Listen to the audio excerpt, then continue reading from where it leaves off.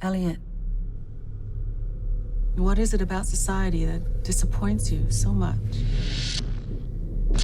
Is it that we collectively thought Steve Jobs was a great man, even when we knew he made billions off the backs of children? A world built on fantasy. Or maybe it's that it feels like all our heroes are counterfeit. Synthetic emotions in the form of pills. Spamming each other with our bullshit. Psychological warfare. Masquerading as insight. In the form of advertising. Or is it that we voted for this? Turned it off, took out the battery. With our things. By corporation. Property. Our money. Hypnotizing us into the biggest slumber mankind has ever seen. Elliot, you're not saying anything. What's wrong? Nothing.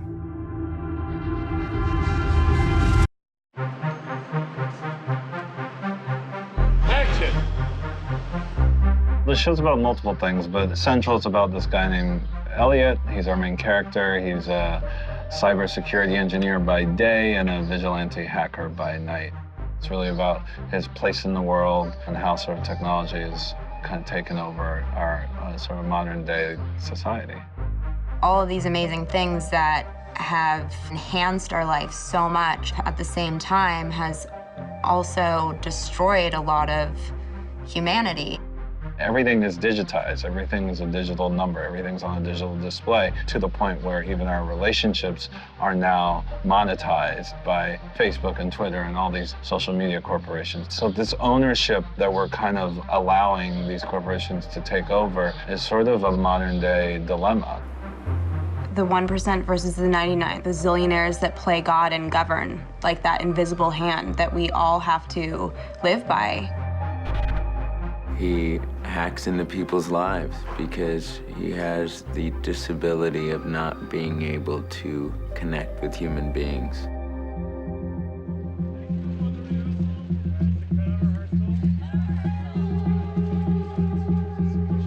I will start by saying Sam's a very unique individual. He's whip smart, he's incredibly talented, and this is clearly his mind behind this show. He's here all the time, and this is such a cerebral television show that if you don't have the guy who created it, you know, sort of helping you and keeping you on track on certain elements, I think it would be impossible to do. It's unbelievable working with Sam on set. This whole story is so close to him. So my background is that I'm just a nerd at heart. I had actually started an internet company during the whole internet boom. My friends were programmers. Some of them were hackers. And I just never felt it was represented well in television or film. So there was like a part passion for the culture and passion to tell their story and / frustration with how poorly I thought it was being represented from Hollywood. And action. I started writing Mr. Robot about 3 years ago, and it was kind of 3 factors that sort of inspired me to write it. One was this just passion for the culture that I always wanted to tell a story about. 2 was the financial crisis of 2008. There was this anger there, it was just in the air. And then 3, I'm actually Egyptian, so all my young cousins out in Egypt started a revolution using Twitter and Facebook, and that became the Arab Spring. And it was sort of those 3 seminal events that sort of inspired me to say, okay, I need to tell this story, because I just thought this was an important story to tell.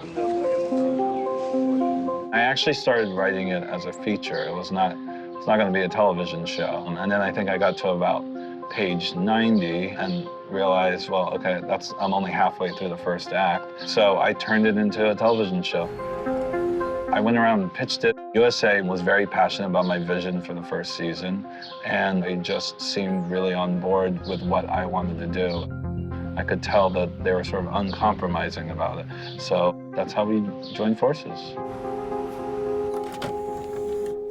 What's unique about this show is, like, sometimes on a TV show, for instance, it'll be a green screen, and in post, they'll like superimpose what you're supposed to be looking at on the computer. I know Sam has been very adamant about it not looking that way because he wants to look as real as possible. So they have a really awesome technology team here that sets up these amazing graphics and executes these sequences to make it look like we're really doing what we're saying that we're doing. This is one of the first shows where we showcase the use of Linux and a terminal window, which is basically a black window with white text. It looks very much like old MS-DOS prompt. I'm very obsessive about the authenticity of all the technical beats of the story. From a creative standpoint, there's the temptation to sort of gloss over that. And it's like the red button dilemma. You know, there's the big red button on the screen. It makes absolutely no sense, and it's not based in any sort of reality. But it's easy, the audience will get it. But the thing about developing a television show about technology nowadays is that people are savvier. The technology is so sort of intimate in everyone's lives nowadays.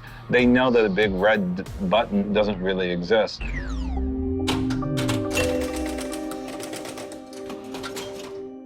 Production design is so crucial to the show and to the look and the aesthetic. It's so unbelievably fascinating what they can do with recreating the arcade that originally we filmed on Coney Island, building it onto a stage with all of the little details that most people probably won't even be able to see on TV, but they're there.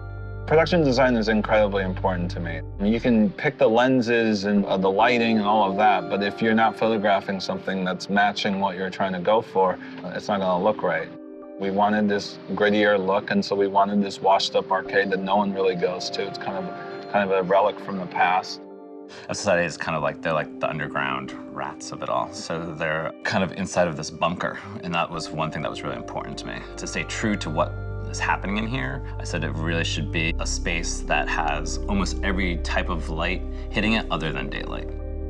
Elliot's apartment feels like a New York apartment. It's on a stage, but it has that dingy, decrepit feel of your first or second New York apartment. When you watch a lot of films or television shows set in New York, they build these big, expansive apartments that will cost, you know, hundreds of thousands of dollars to live in. You know, Elliot's a cybersecurity engineer. These are people that don't have a lot of money. And when you live in New York, even when you do have a lot of money, it's not a lot of space. And we wanted to keep it that way. So he's got this kind of grungy, studio-esque apartment. The kitchen's right there, the bed's on the floor. You know, and even like if you look at Angela and Ollie's apartment, you know, we went a different way with that. That's not as grungy. They live more in the Chelsea area, but still small and not incredibly big. Steve and Beatrice, our production designer, really went to great lengths to go for, again, authenticity, because that's something that's really important to us.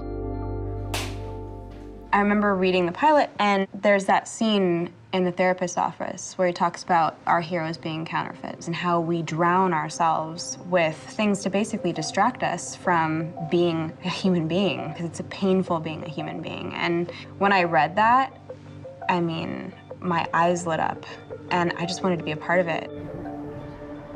I loved running away with you. All the characters, I think, in this series are so specific. Elliot wants to change the world, and he has this anger, and he's trying to channel it in this positive way. And then there's sort of this devil on his shoulder in Mr. Robot, who is sort of the id to his ego, who's trying to get him to change the world in a more dramatic or anarchist way. I'm getting off here. I think you should come with me.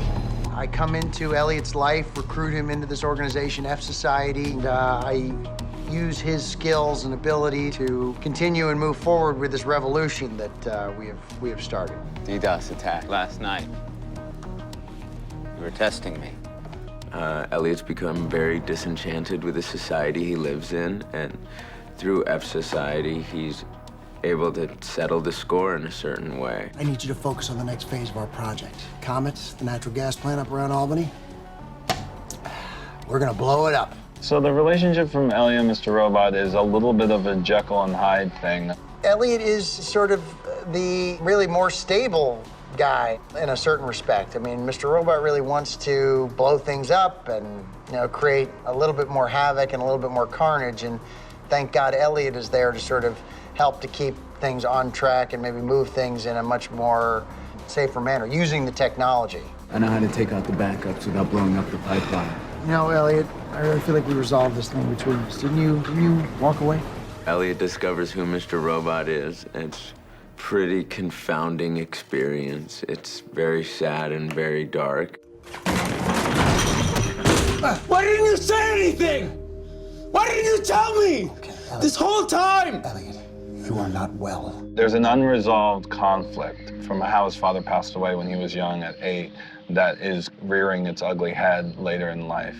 And so Elliot's never had a father, and Elliot yearns for a father, and it comes as this sort of other personality. But I think he's kind of his strength and the powerful side to him that he kind of doesn't really know exists. It's going to be very, very hard for Elliot to ever get Mr. Robot. Really, you know, he's so deeply ingrained into him that he'll never get him out of his soul.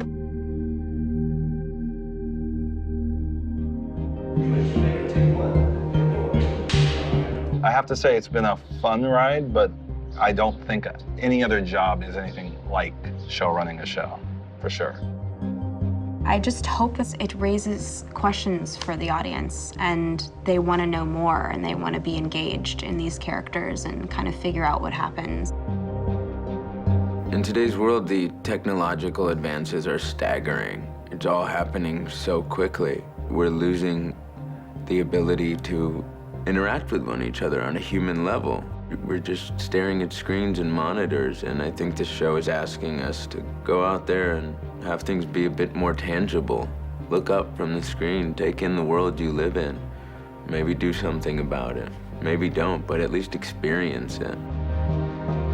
I don't want to give answers to anyone. I think the great thing about the show is if people would talk about these issues that we raise, whether it's technology, whether it's capitalism, income inequality, what is freedom, all of those things. To me, it's like if we can just get people talking, I'm not endorsing a specific point of view. I'm actually sort of just raising the questions.